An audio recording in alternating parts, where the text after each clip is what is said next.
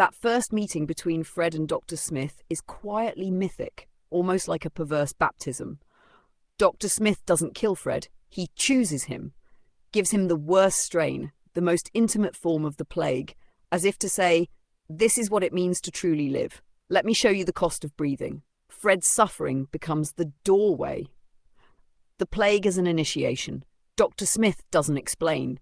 He simply infects Fred and walks away. No reason, no warning, just pain. That's his language. Fred is blinded, literally, yes, but also spiritually. He's suddenly part of something far larger, more terrifying than he can grasp. He crawls, vomiting, half dead, and still chooses to swim. Through suffering, he finds the island, purgatory's threshold, and hope meets him at the edge.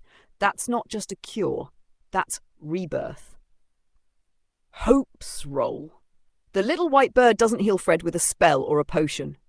She undoes what pestilence did, not by fighting him, but by being the answer to his test. Pestilence gives the plague, hope gives the path forward, suffering bridges the two. Hope may not be strong, she may burn in the end, but in that moment she proves there is something even Dr. Smith can't erase. Symbolism of the swim. Fred enters the water broken, blind, dying. He emerges reborn, untethered, aware of the cost of suffering, but also of the possibility inside it. Dr. Smith cursed him to wake him up. Hope saved him to keep him going. Claire and Fred may return to the world of the living, but normal is a shore that drifted too far out while they were gone. What they rebuild is something else, quiet, complicated, maybe even beautiful, but it's not the lives they had before. Fred walks back into the city carrying an invisible weight. Time has bent for him. He was gone for what felt like a lifetime. He sees everything through different eyes. Colours too bright, noise too loud, people too fast. He doesn't fit in conversations like he used to, but he listens, always listens, and people begin to seek him out, not for advice, but for that stillness he now carries. He might work in strange ways, tending to graves no one remembers, mapping the city's forgotten alleys, watching birds like their omens. Some call him broken, some call him weird, but the ones who've lost something, the grieving, the cursed, the quiet ones, they find him, and slowly a role forms around him. Not quite a guide, not quite a priest, something older. He'll never forget the burning cage, the smell of plague, the way Aaliyah looked in the fog. He lights a candle for her every week. Claire's reintegration is sharper, more volatile. She returns with a scarred eye and the smell of ash still in her hair. She's seen too much. Her sacrifice and resurrection are stories that nobody will believe, but her presence tells the truth. She's no longer soft-spoken. She speaks plainly, and people either flinch or listen. She may struggle with anger, with grief, with the fire that hope left in her. Her body still remembers what it cost to come back. She keeps her distance from large crowds. She picks up odd habits, sitting near fires, collecting feathers, writing dreams down in a language only she knows. But she also becomes a protector in her own right, especially of Fred, especially of people who make dangerous choices out of love.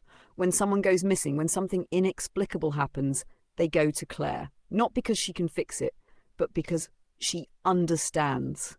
Together, Fred and Claire don't explain what happened, but they don't deny it either. They walk often silently through the city. Maybe they meet every Sunday at a cliff's edge. Maybe they drink coffee under a flickering street lamp.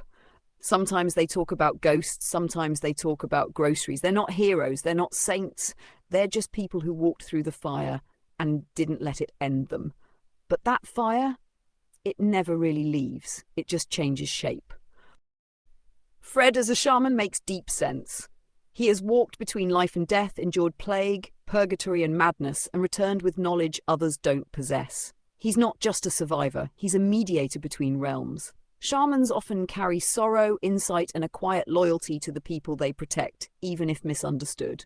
Fred's bond with Aaliyah, his compassion for Benny, his sacrifice for Claire, all of it marks him as a spiritual bridge, a wounded healer. Claire as a bruja feels equally earned, not in the stereotypical sense of witchcraft, but in the deeper tradition.